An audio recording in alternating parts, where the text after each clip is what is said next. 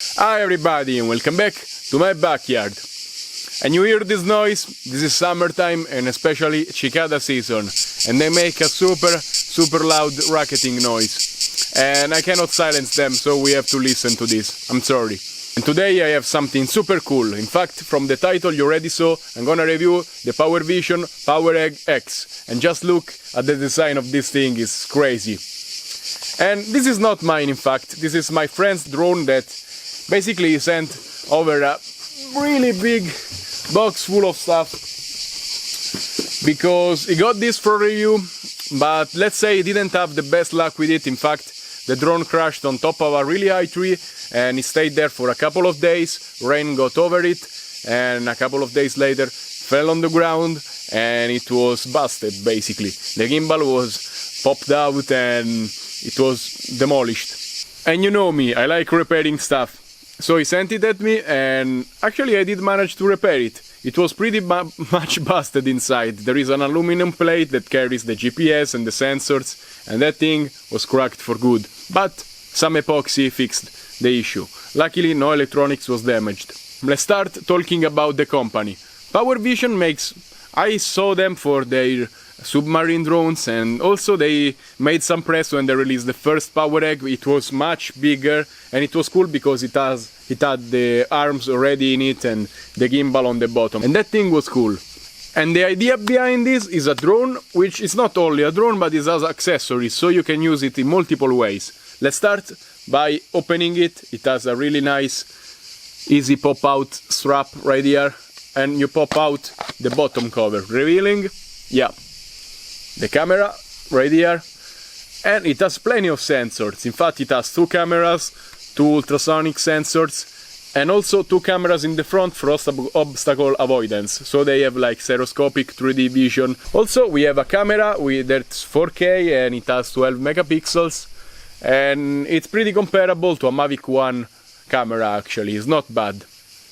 And then you can press these 2 buttons, boom, and the top pops out, revealing the battery. And if you remove the battery, you have the SD card slot, which is hard to remove actually. To insert is easy, to remove not so easy. And then you have the accessory ports right here, 1 and 2. And here you can plug your drone arms, and you already see how big this is, it's really big. Or you can pump in the included strap. I don't have it because he didn't give me to me, but there is a strap so you can put your hand, and here there is a tripod mount. So you can actually use this drone as a portable camera like this. And the cool thing about this is when you are in this mode, it has a microphone in it, so you can record audio and use it as a portable camera, but not so portable. It's fairly big, like something like an Osmo Pocket or a Fimi Palm. It's better suited for it. And also it doesn't have a record button on it, which is like the biggest letdown because it's stupid. You have to get your application on the phone and connect them, and it takes 1 minute to do so, and it takes 2 devices. So if you are around and you want to shoot some vacations and stuff, you always have to fiddle with it and turn on your phone and stuff like that. It's clunky, I don't like it. Just put a record button on it and it's much better. Also, I would like to see microphones features in like DJI products, like a Mavic Mini, much smaller.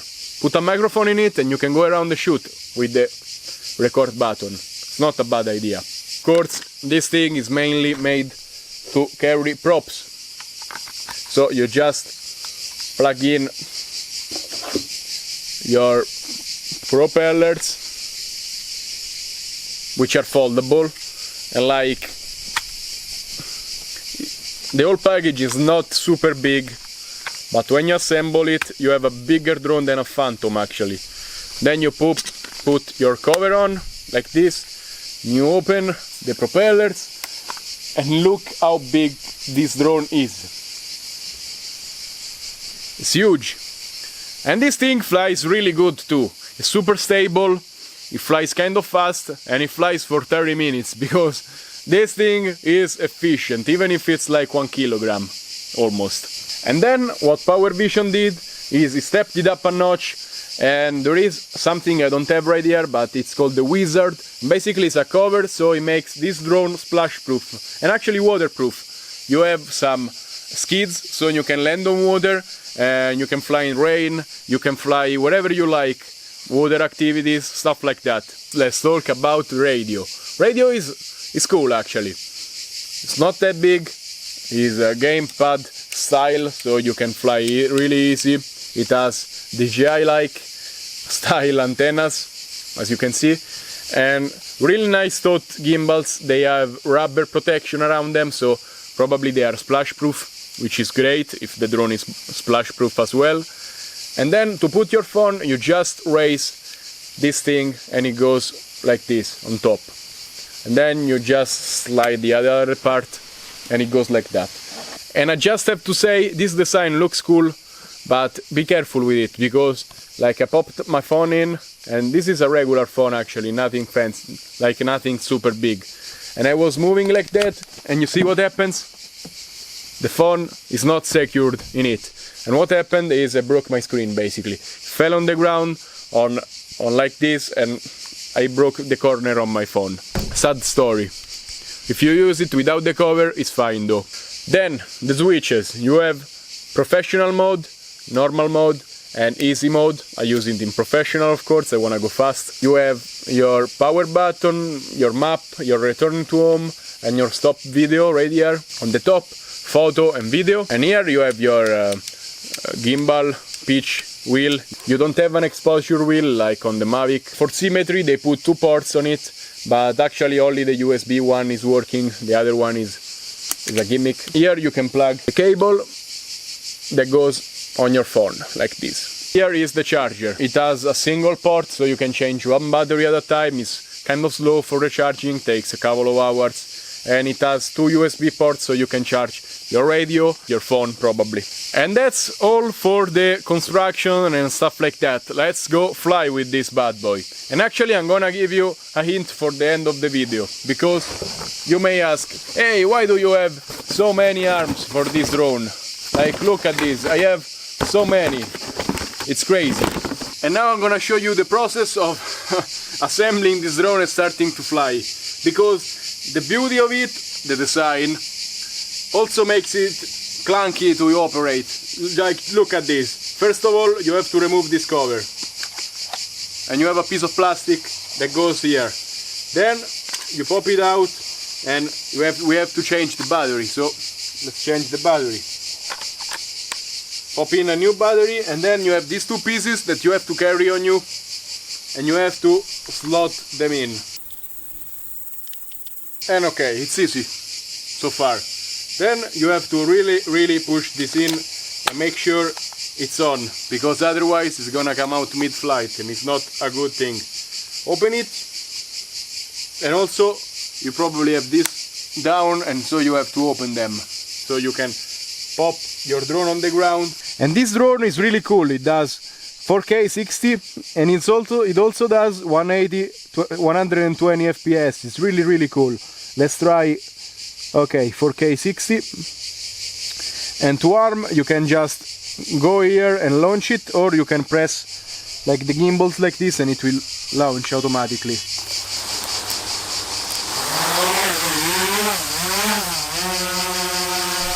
And as you can hear, the drone is not super noisy actually. And now I'm gonna show you the nice things and the bad things about this. Let's start recording and I'll show you. Okay, it's now recording.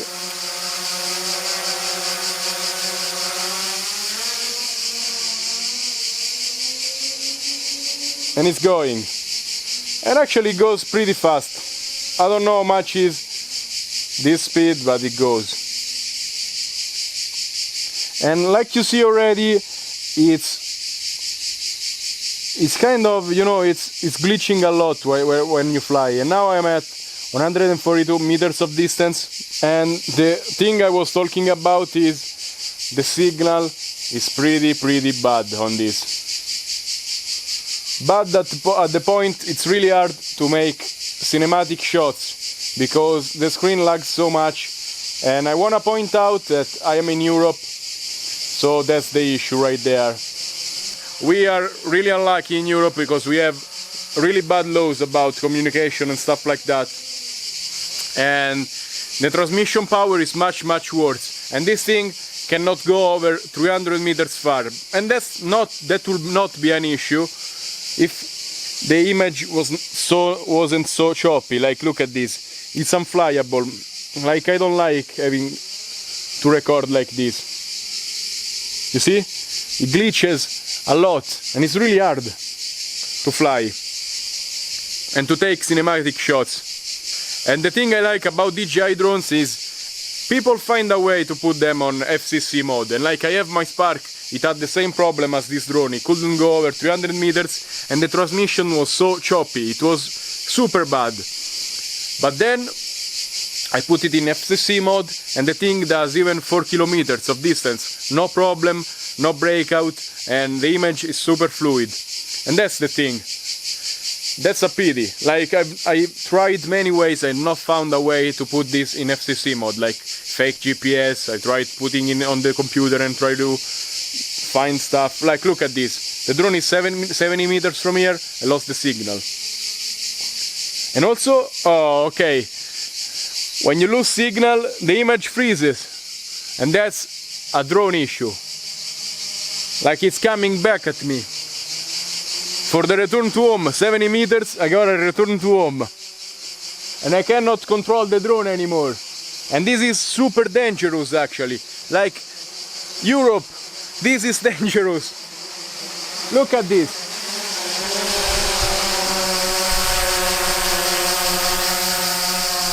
Look at this, I cannot control it.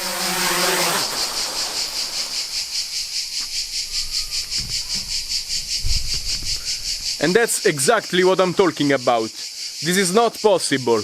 Look at it. It's still frozen behind those trees, like, it's super close to me actually. So, and that's the reason why this drone crashed the first time. Basically, you go a little bit far, like 100 meters is not that far. Like, you can do it with a Bluetooth on your phone. The only way I see for this drone to work if this Powervision allows us to use FCC some way, like let us choose, even if give us the warning it's not legal, everybody's using FCC in Europe, because there is no other way, like you cannot use a drone like this, it's dangerous. And also I'm gonna show you all the other features of this drone, like photos and AI mode and stuff like that. Let's go again.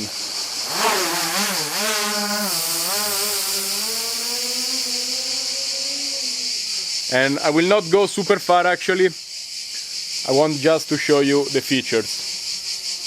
So, here we are in video mode, then you can select the AI mode. We have normal mode, follow me, which is like Mavic drones. Then we have the point of interest, which is cool. We have quick shots like DJI stuff and time lapse. And in this compartment is pretty much like DJI stuff. You select and it does stuff automatically, which I don't really like. And photos, it shoots really nice photos, it shoots in RAW. And here we have the settings. So we have like return to mode, and then we have the forward positioning system, like obstacle avoidance and stuff like that. Controller calibration, battery, gimbal, and then we have other settings. It doesn't have Wi-Fi settings like on the DJI Spark, where you can see which channel are you using, if you are in CE or FCC mode and stuff like that. It doesn't have it. And that's it. The battery lasts a lot and the drone is super stable. But if you are in Europe, the signal is so poor you won't be able to shoot anything useful with it, and that's super sad. And so we got to the end of the video. And now let's have some final thought about this really good looking drone. First of all, the pros. The design is really well thought on this. It looks amazing. And also I see the effort in it. Powervision is really putting an effort into making a drone that goes beyond and does more than the other drones do.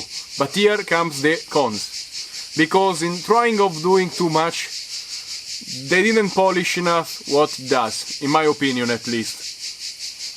Like, it's cool that you can do the camera and the drone and all of this stuff, but it's big. First of all, really big cone, it's super big, and yeah, you can fold it up and it's still big in your backpack. You get a Mavic Mini or also Mavic Air 2, and those drones go faster, they have longer range, and also the functionalities are better, like Mavic Mini not as much, but a Mavic Air 2, yes. And another con is the price, 1,200 for the all accessory pack, and like 850 for only the drone, the radio and an extra battery, or maybe only one. And that's just not acceptable, because you get a Mavic Air 2, it's gonna be maybe cheaper probably, and it's gonna do so much more, take better photo, better video, and don't give you issues with range. And that's what killed the drone, in my opinion. Like, at this price you could save this drone by using another technology other than Wi-Fi. But if you use Wi-Fi, make it better, or Powervision, if you're listening to me, you can still save this product. Right now in Europe it's not usable, but give us the option to use FCC. At least it's a good drone then. But still the price is really high, in my opinion. And for 500 bucks I will suggest this drone if they fix the FCC. Even for 600, like, it's a good drone, and it does a lot good. And I know you tried to build other arms like this and improve the antenna design on them, but that's not gonna work a lot. You need to actually give us the option to use FCC, and that's just the sad truth about this. This drone came out in December 2019, so half a year ago. Still, Mavic Mini was around at that time. People want smaller drones that can do more. Also for regulation stuff, but also for traveling. Like, if I have to go traveling, I don't want to bring with me all of this much of a drone. It's too big. That's a suggestion for the future. Powervision, you are on a really good track. You're making amazing objects. Like, they look amazing. Make it smaller. Also make it like with the arms already attached, like on the back, or like make a mini version of your first Poweregg. It will be really good. Don't use Wi-Fi for connection, because it doesn't work, and then you will have a really good product. And that's all for this review. Actually, I'm gonna leave you a discount code in the description if you wanna buy it. If you are in Europe, don't do this. If you are in US or in another region and you film water activities, the water resistance of this drone is unmatched. Like, you can fly this in rain with the cover on it, so it's not a bad idea. Until next time, stay safe and happy flying. Bye!